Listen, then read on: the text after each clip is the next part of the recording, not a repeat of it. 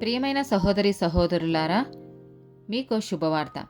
2025 సంవత్సరంలో మొత్తం 365 అంశాలను మీతో పంచుకోబోతున్నాము.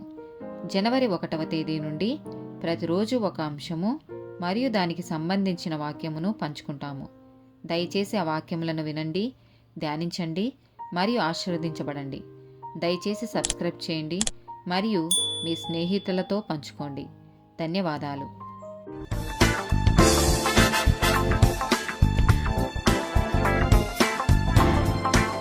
72nd డే టాపిక్ అవినీతి.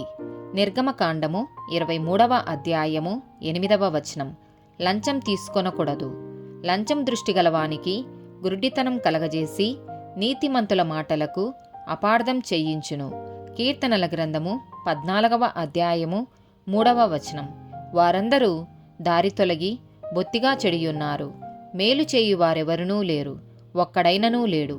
సామెతల గ్రంథము 11వ అధ్యాయము 1వ వచనం. దొంగ త్రాసు యెహోవాకు హేయము, సరి అయిన గుండు ఆయనకిష్టము.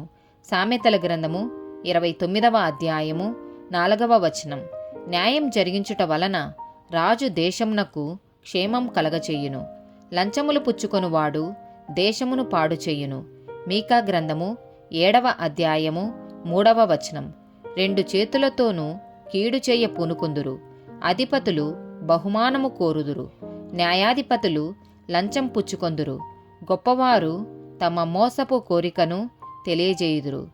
అలాగునన వారు ఏకపట్టుగా నుండి దాని ముగింతురు. ఆమేన్.